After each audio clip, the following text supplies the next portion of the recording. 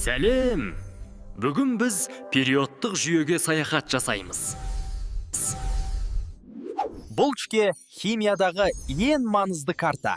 Мұнда барлық элементтер орналасқан. Ар ұяшықта бір элемент тұрады. Олардың әрқайшысының өз минезі бар.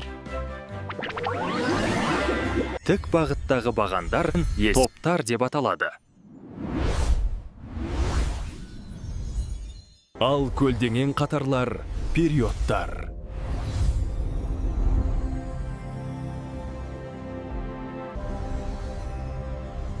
Элементтер металдар, бейметалдар және жартылай металдарға бөлінеді.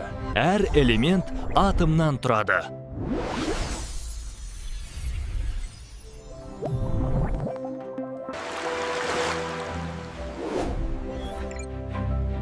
Элементтерсіз өмірді елестету мүмкін емес. Бұл жүйені ғалым Дмитрий Менделеев жасаған.